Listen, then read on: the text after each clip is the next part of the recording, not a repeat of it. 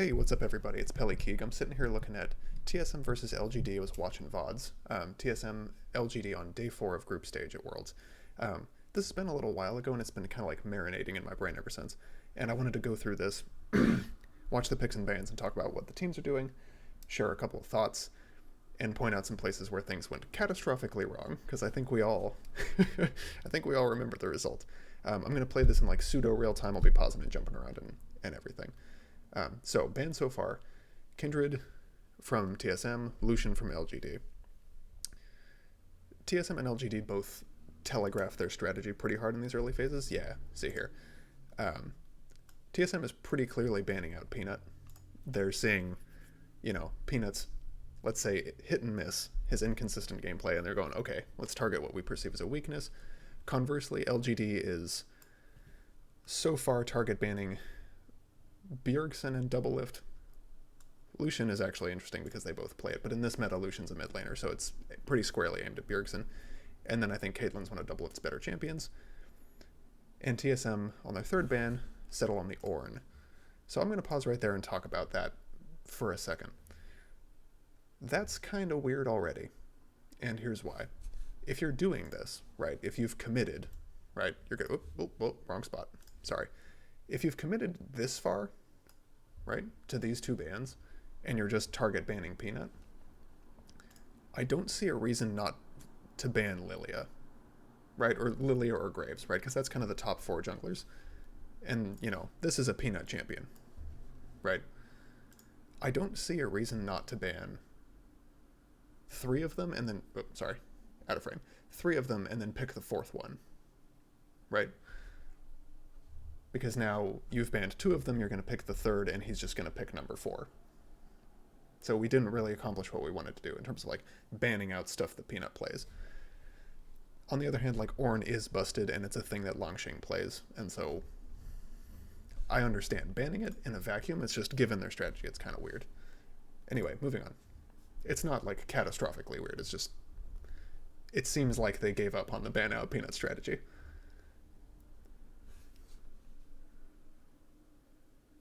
And, if you're not going to first pick the Ornn, I understand banning it as well. I should mention.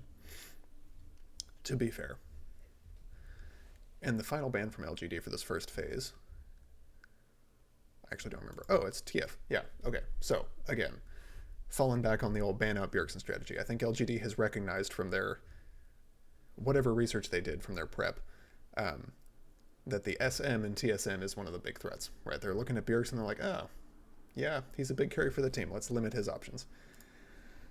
And then, as we discussed earlier, the first pick from TSM is not really, it's expected, right? They're going to pick a jungler here. It's probably Graves or Lilia. I think it is actually the Graves. Oh, as I knock my microphone. Yeah, so they're going to go with the Graves. Again, strategically, I think this is just basically mind-controlling Peanut to pick Lilia, which Peanut is okay with. So I don't know. I would have preferred to see a Lilia ban if we're really going to all in on Peanut, right? Because, I should mention, if we're not going all in on Peanut, on banning him out, the problem is we haven't fully banned out Peanut, and we also haven't banned out anybody else, right? We didn't ban out Shige, we didn't really ban out Longxing, we didn't target anyone else, right? That's what we invested somewhat into banning Peanut, but not, like, enough. There's the LPL Renekton. I don't think anybody on TSM was shocked at the time. I don't think anybody in the audience was like, whoa, they play Renekton? Yeah, absolutely. Okay, so Renekton Senna, R1, R2. The Renekton blind is an LPL thing.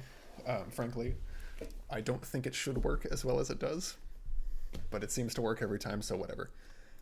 The Senna pick is there's a little more to talk about, because that is both a good champion, not both. It's a good champion in a vacuum. It's something that Kramer plays. It's a supportive character that Kramer plays, so that he can be more useful for the rest of his team rather than being the hard carry. And it's actually a double lift champion that they picked away from him. So I like the Senna pick a lot. Not a lot to say there.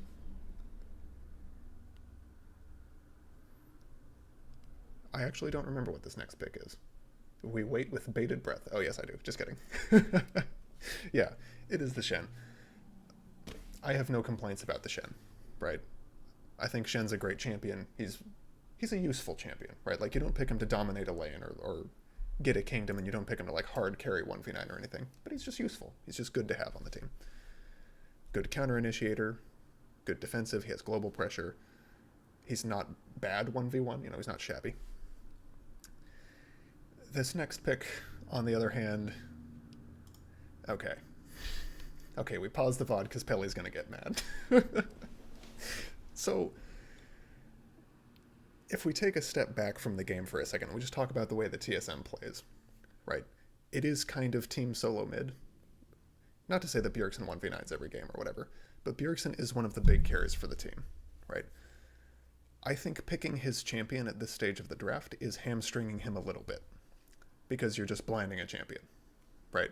Putting him into a potential counter matchup is not ideal, right? I figure you probably pick an AD here. If you're TSM, you just pick, well, you know, whatever AD you want. If you want to pick the Ezreal, I don't think that's that good. But pick you a Jhin, right? Pick you a, I think Double F plays MF.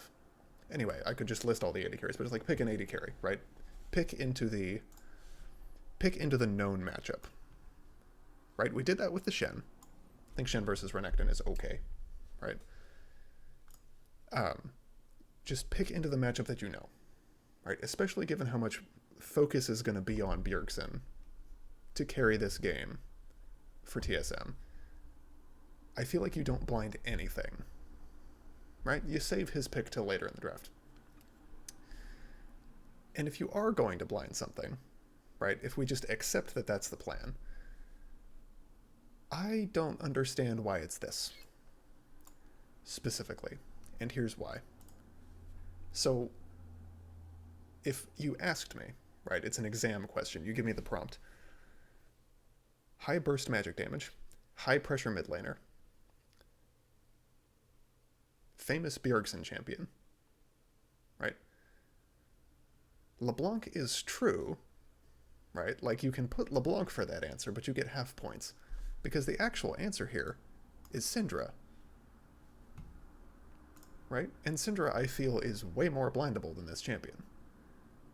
I might be devastatingly wrong about that, but just my impression of Syndra is, like, she's way more blindable. I think LeBlanc is herself a counter pick, right? Like, you see somebody pick something with a weak early game, and you pick the LeBlanc into it. You don't just pick LeBlanc and then hope that they're mind-controlled to pick a weak matchup, right? So if you're going to blind a mid laner for Bjergsen, which I think is a bad idea, as I mentioned,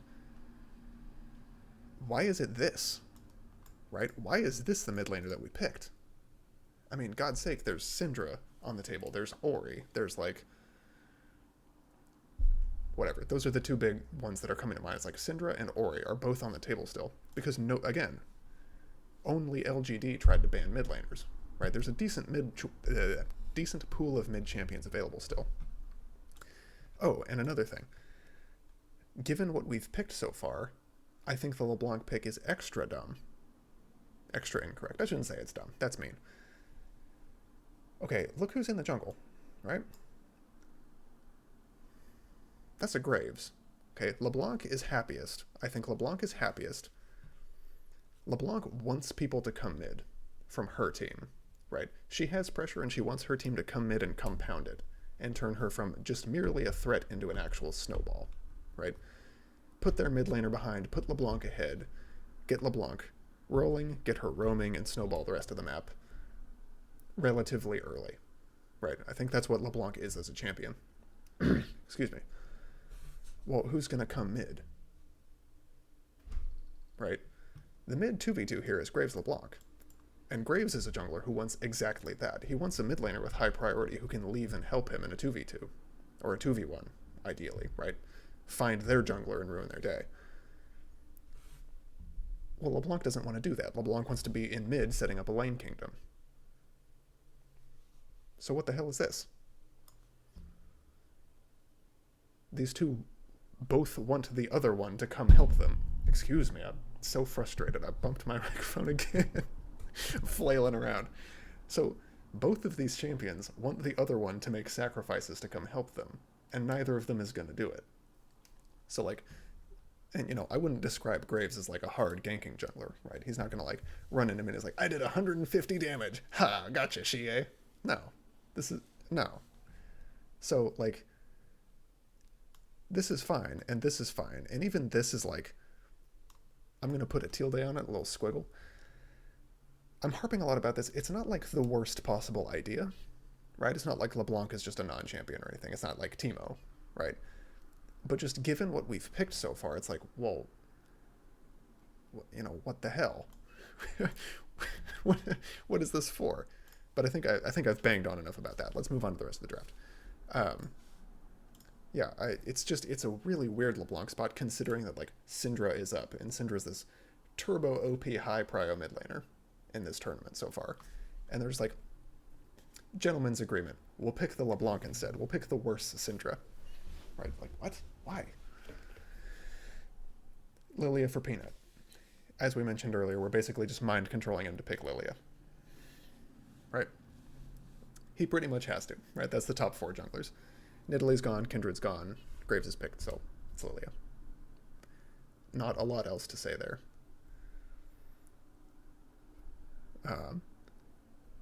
There's a Twitch ban from LGD, which I think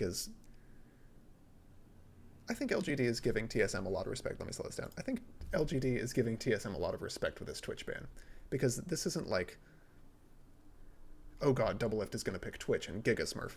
They're saying, okay, look, what we don't want is this plus this, right? We don't want the submarine Shen comp.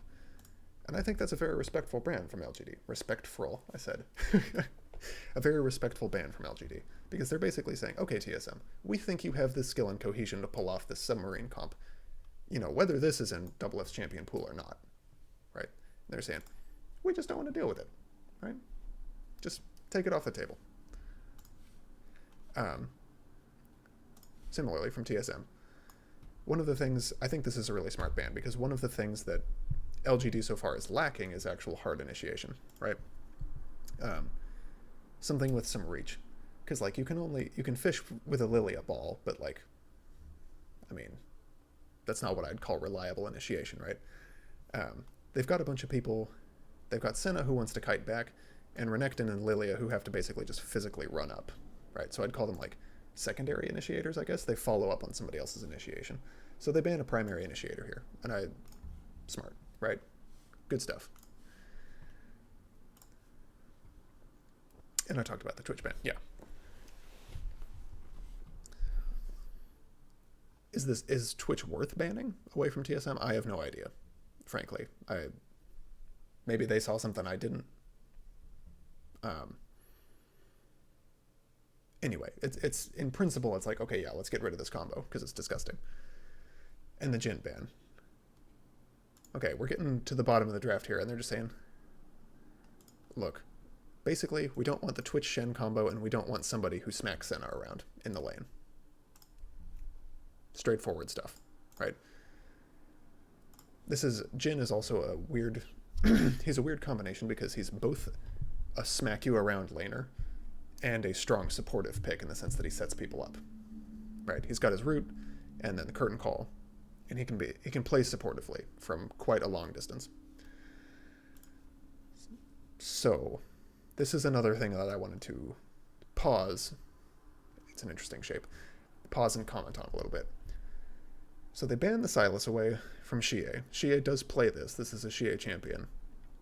And they do have some good ultimates to steal, right? This is a very good ultimate, situationally, right? It's just a giga-huge shield, basically, on Sylas. And this is a big nuke, right? So you don't want him stealing those, and I get that. I don't think Xie was in a desperate hurry to pick this, and here's why. I don't think it's a good matchup into the LeBlanc, right? It's not as good of a matchup as Xie wants, right? Because LGD is a lane kingdom team, right? And if you pick Sylas into LeBlanc, I think basically you're just going to concede the early part to LeBlanc and then wait until you can pick one of these good ultimates away, right? Because LeBlanc's ultimate on Sylas is just awful. You steal you steal the mimicked version of whatever ability she cast last. Like, right? Not the big marquee moment spell that you want to steal away. So as far as the lane goes, it's not that good. And because of the way that LGD plays, where they try to snowball lanes and get ahead to cover for their lack of cohesion, I don't really think Xie was like, oh yeah, give me the Silas. Like, I understand banning it in a vacuum, but again, given all the picks, it's like, right? It's a little strange. It's not, again, it's not like extremely strange, but it's somewhat strange, so I just wanted to highlight it. And then LGD, I think they go for their mid here, if I recall correctly.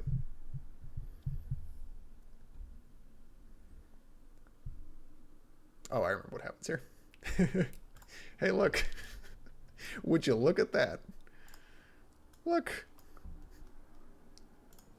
Look at Syndra. It's the Syndra I was talking about earlier. The better LeBlanc. Better LeBlanc. I'm being facetious, but interestingly, they actually don't end up locking this in. They go, oh, wait a second. The other top prio mid laner is available, right? Here's the Ori. I think the reason they picked this is a better matchup. I don't know how to draw that succinctly.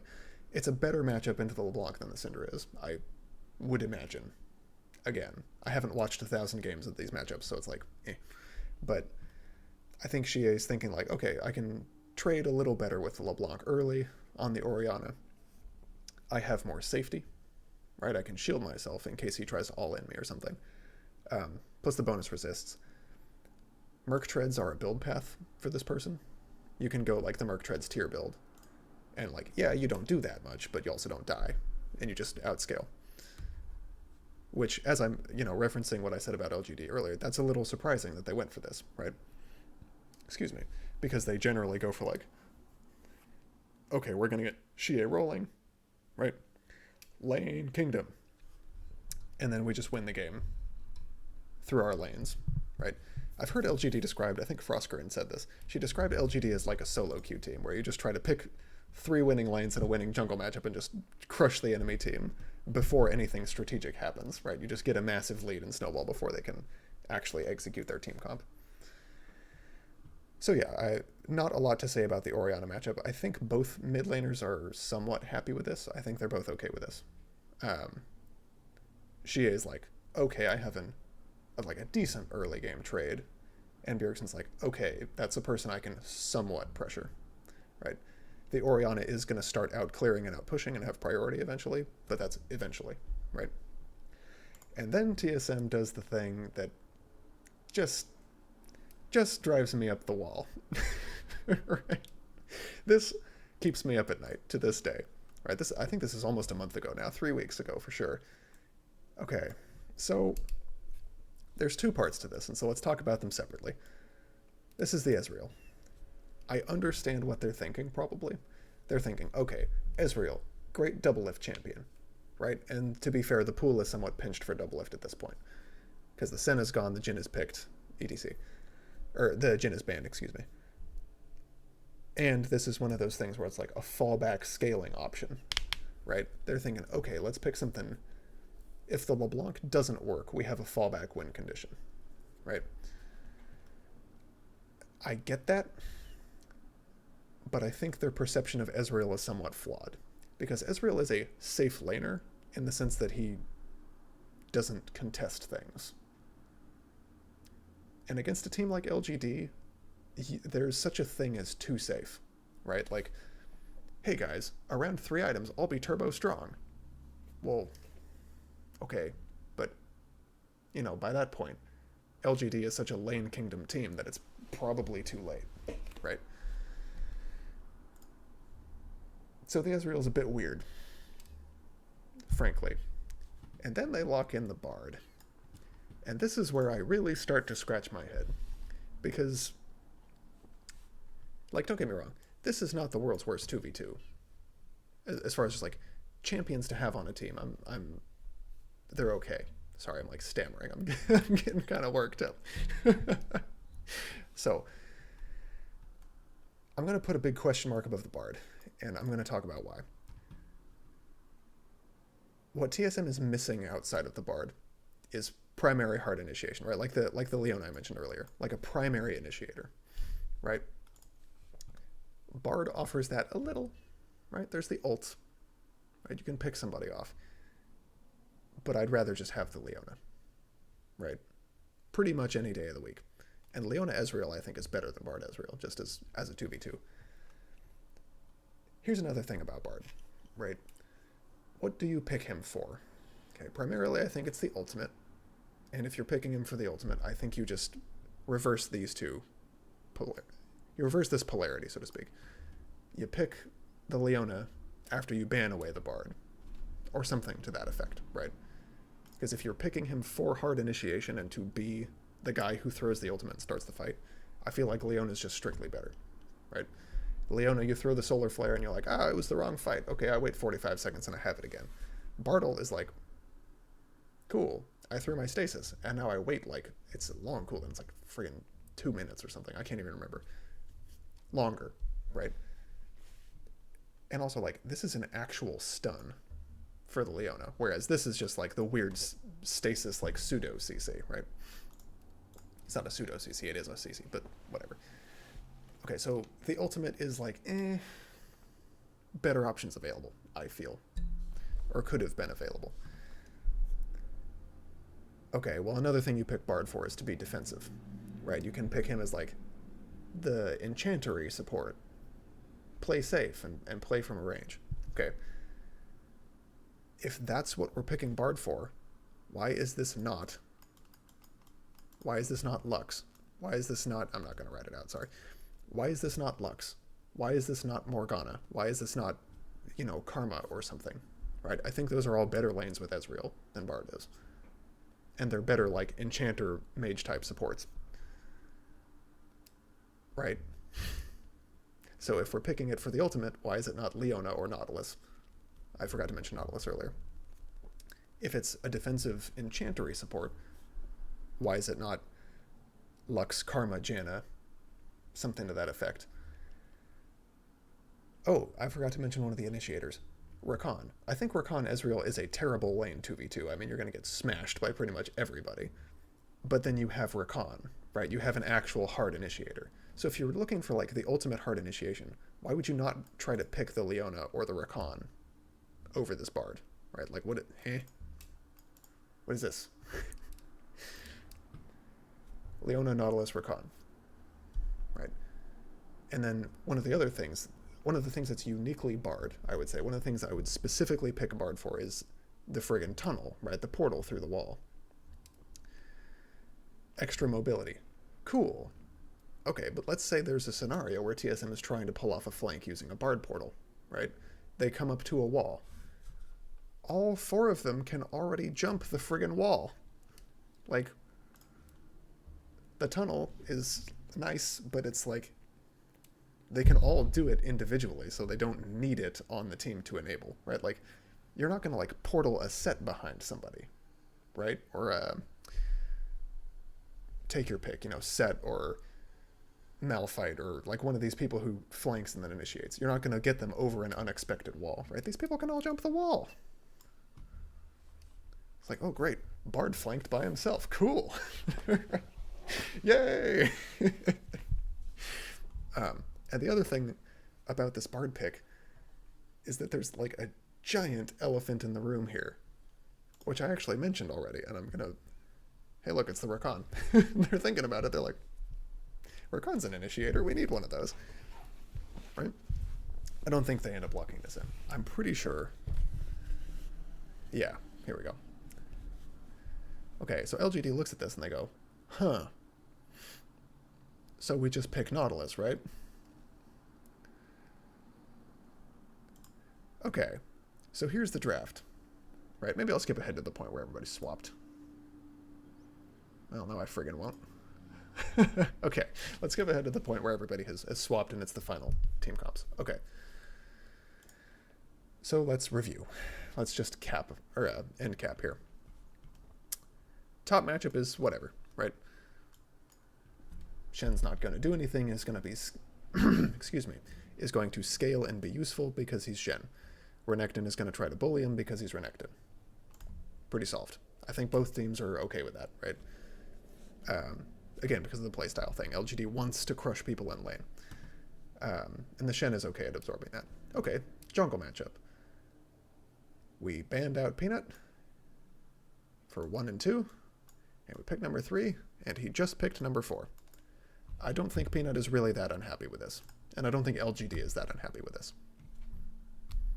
Yeah, we forced him onto one of the best junglers. Like, success. So we're going to call that like another eh. I'm sorry, I keep deleting my marks here. Right? We're going to call this another eh. So then we come to the mid lane. I'm going to have to call this another eh. Because again, it's just like early game pressure and the kill threat of LeBlanc versus the scaling and teamfight utility of an Orianna. That, I mean, take your pick, right? Like, I like Orianna better. I think Orianna is generally a better champion. She's a better generalist and so on and so forth. But that's because I like scaling, right? I see people pick scaling and I'm like, nice. Then we come down to the bot lane 2v2, right? This is a disaster for TSM. Like, what in the world? So I saw I think Yamato said this, I can't remember. He called Ezreal the Senna enabler. And I think that's a really good way of putting it, because basically what LGD did was they picked the Senna as a supportive AD carry with lots of utility who could help the team. And in that sense, Ezreal is just a worse Senna. Like, you just don't have the extra utility of her healing and her root, and your ult, your global pressure that you can apply for the rest of your team, is just worse. Like, Ezreal just shoots a nuke into the fight. Senna shoots a nuke into the fight that also shields her teammates. Even if you miss the targets with the damage, right? Like, give me a break. Okay. Senna's a pretty hard scaler. She's not necessarily like the strongest early game champion, but she scales really well. Ezreal also scales really well. But Ezreal's not going to punish Senna early. I wouldn't expect, right? Like, I think Senna's early game is actually just better than Ezreal's because she actually has some hard CC and some healing to sustain through poke. Like, there's more ways to play in the early game, you know? Ezreal's just super safe. It's like, you're not gonna kill me. So? I don't need to. I just scale. I'm Senna, right? Okay. So I don't really like the Ezreal into the Senna. I cannot stand the Bard versus the Nautilus. Okay. I think Nautilus is what's regarded as like an actual Bard counter, because Bard wants to sit back and hit you with meeps and throw cosmic bindings at you and fish for the stun or whatever and heal his boy up. Heal up his boys when they come to the lane, right? And Nautilus says, you cannot. You want to sit back? I have a hook. Oh, you want to run away? I have a root. And I think it's like a 70% slow or something. Some stupid slow on his E, right? So as far as the matchups go, I think LGD is perfectly happy in 60% of the map. And in bot lane, they're like, we got this? Are you serious? Oh my god, what a deal, right? And now let's look at the team compositions as a whole. Okay. Who has the hard initiation advantage? Who has an easier time starting the fight? Well, okay. LGD. They have a friggin' Nautilus, right? This is an easy question. This was not a trick. There's no what I would call like easy, reliable, hard initiation on TSM, right? Bard ult is cool and everything, but well, anyway, I've harped on about the Bard enough. Not what I'd call a reliable primary initiator, right? Again, no hard initiation, not a huge amount of hard initiation, but there's enough, right? We got the Nautilus, right? There is a meatball who can run up and start a fight. Okay, cool. Coincidentally, there's also not one, but 2 good ball delivery systems for Orianna. Potentially even 3, you know, depending on how the Lilia plays, right? So Orianna's happy. Nautilus is happy because he's going to suicide and start off a winning team fight. Lilia and Senna are happy because there's, you know, two big meatballs in front of them. And Renekton is happy because even in the later stages of the game, well, Renekton is happy because he has a melee match up top, which he's thrilled with. And later in the game, when he falls off, he's still going to be somewhat useful as a bruiser, frontliner, ball delivery guy for Orianna, right? He'll still do stuff, right? He won't be completely useless. Who's happy on TSM? Champion-wise, right? I mean, not the LeBlanc, right? Because as established, she's not going to get the help in lane that she wants. Not the Graves, because he's not going to have the priority in his lanes, and he's not going to have his laners roaming to help him like he wants. Shen is a Zen master, and he doesn't care what's going on anyway, right? He can... Let's talk about the Shen. Let's take a sidebar and talk about the Shen. Who are Shen's ults targets? Right? What you want to be able to do with a Shen is go proactive. That's the ideal use, I think, for a Shen ult, is for somebody to initiate, and then Shen follows up on it and is a secondary initiator. Right? I think that's a very underrated part of Shen, is that, like, you know, with this Twitch, right? The Shen torpedo that runs at you, right? I think that's an underrated playstyle for Shen.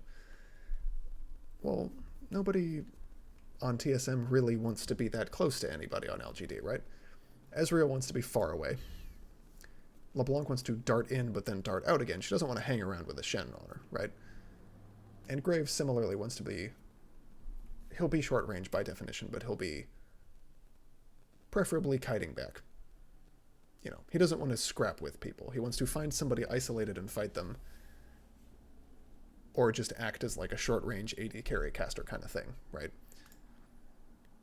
There's nothing like a Hecarim, for instance. The Hecarim Shen combo that we saw so highly prized in Europe is what I'm talking about here. There's no like Shen delivery system, for lack of a better word. So Shen is going to be limited to like, basically he's going to be defensive options only, for the most part, right? Not the worst thing, but it's not, he's not thrilled, right? Conversely, over on LGD, no, I talked about that already. Sorry, scratch that. I was like, there's a hard initiator. I already talked about that. Okay. A couple of wrapping up points. This is just a really dirty benchmark that I like to do for like, how good is a team, right? Or how strong is a team composition? Let's just count the hard CCs, right? There's one for Shen, one for LeBlanc. We're counting the chain, even though it kind of sucks, right? One for LeBlanc, one for Shen, and two for Bard, right? Okay, so we have 4 hard CCs over here on TSM. I should label this. Hard CC. And let me change colors for LGD. This is a mess. Sorry. Hard CC. Right, just so I don't forget what I'm talking about. Okay. I think Nautilus has 3, right? Hook, passive, ult. Yeah, 3. Senna has 1. Orianna has a big one, but we're saying hard CC, AoE or otherwise. Here's 1 on Lilia in the ultimate and the Drowsy. And there's 1 on Shen. Shen. Renekton. The Croc. Okay. 1, 2, 3, 4, 5, 6, 7. Okay. Almost twice as much for LGD. You know, if I'm a Graves, I don't really want to run up into 7 hard CCs. I gotta be honest with you. Same for a LeBlanc, right? I don't want to be jumping in on somebody and then have their teammates turn around and hard CC me 7 times in a row. And like, that's not what would happen, right? You'd probably get hit with 2, 3, 4.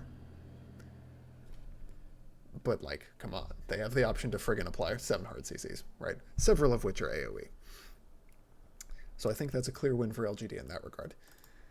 And then, taking a step back, which of these team compositions is easier to play? Right, which partially goes back to the hard CC thing, but is also just the champions themselves. How complicated are they? I think LGD's team is easier. I think it's clearer what you're supposed to do most of the time, right? So we'll say, this is the easier draft. Right? it's just simpler champions, right? Like, we've seen Bard plays go really badly wrong for TSM specifically, but for teams in general, we've seen Bard plays go badly wrong where, like, the ult timing is screwed up, you ult at the wrong... Sorry. They screw up the layering with the ult, where they, like, hit the ult, miss something afterwards. It's just the wrong time to ult something. You just barely miss the right target, and you hit the wrong target, and then you're on a long cooldown window. ETC. I think LeBlanc is, like, not exactly complicated, but hard to pull off, right? You got to find somebody isolated. Find somebody isolated or flank them and get the right target. There's more conditions required for LeBlanc to be successful. Let's say there's more stuff that has to go right for TSM's composition to work, right? Also, if TSM's...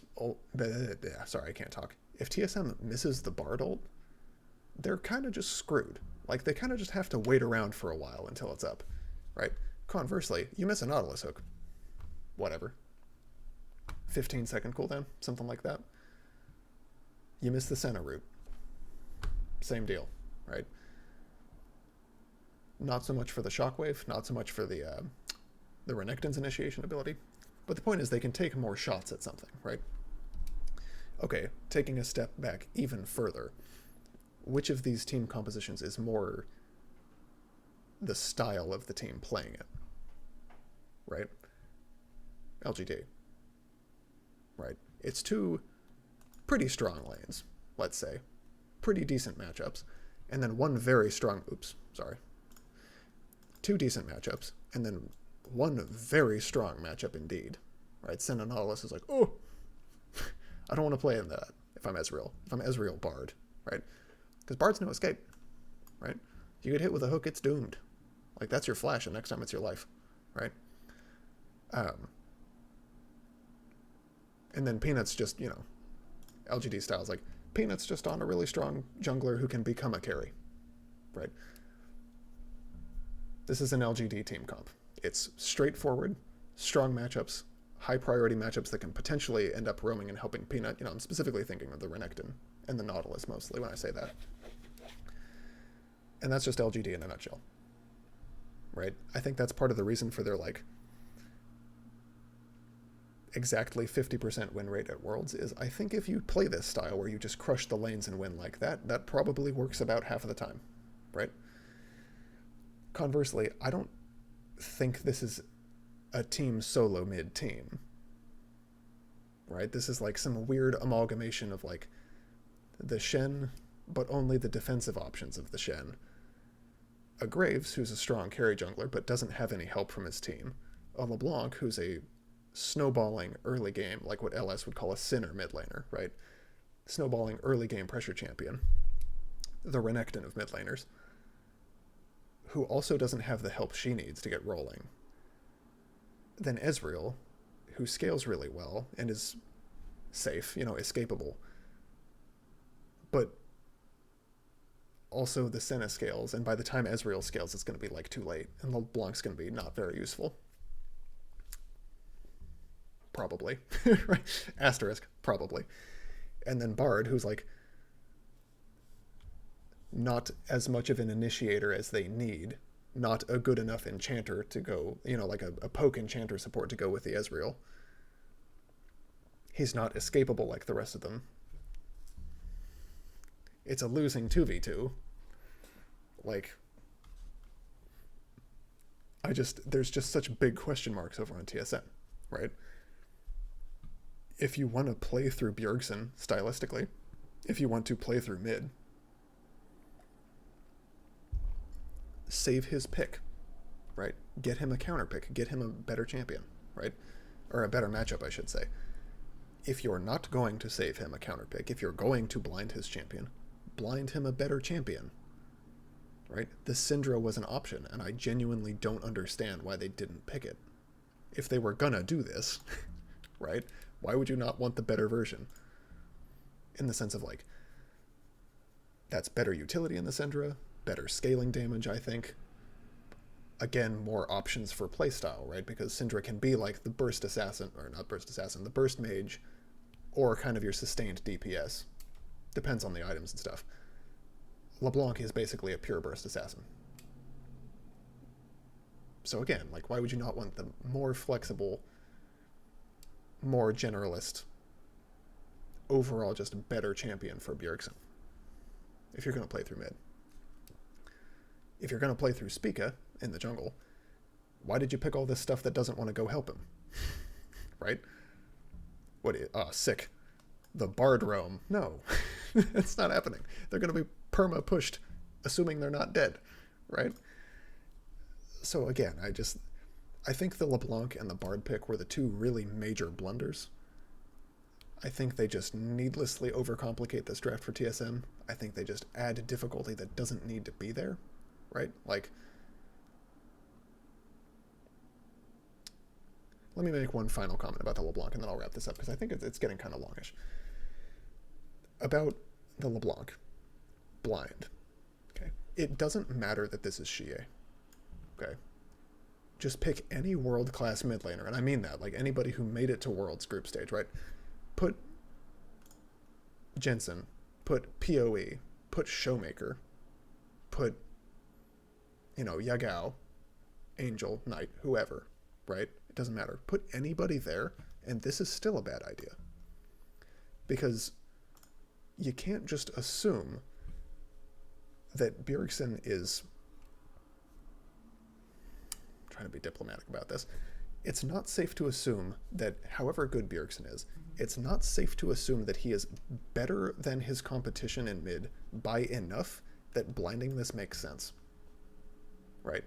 That you can just pick this into any matchup, into any player, and he'll just win because he's Bjergsen. That is not a good assumption to make, right? And that's not reflecting poorly on Bjergsen. I think the guy is super good. Just, blocking the TSM fans from from rampaging in the comments. But the problem with this is what they're saying here with this pick and with the team composition that they've drafted. Actually, I'm going to circle the important parts. With this pick and with the composition that they've drafted around it, mostly these other picks here that I've circled, they're basically saying that they have a world-class sprinter in mid lane. But before the race, I should say, their strategy is to break some of his toes. It's not like they cut his Achilles tendon, right? It's not like he's completely crippled and unable to do anything and unable to run at all. They just made it kind of awkward and uncomfortable for him with this draft. Like, it's painful. He's probably down like 10-15% from his maximum. And like, for what reason? If you want to play through mid, don't hamstring your mid laner in this fashion, right? If you want to play through the jungle, don't hamstring your jungler in this fashion, right? They got different ideas in this draft. If you want to go full scaling, don't pick early game pressury stuff in the other locations, right? Don't pick stuff that needs early pressure, is what I mean. Stuff like the LeBlanc and Graves where you want to go help them, right? If you're going to pick a Shen, pick somebody for him to layer with, somebody else who runs in with him, right? If you're going to ban out Peanut, do it all the way, right? And that's basically my thoughts about this draft. It kind of seemed like TSM was doing stuff like as ideas came to them.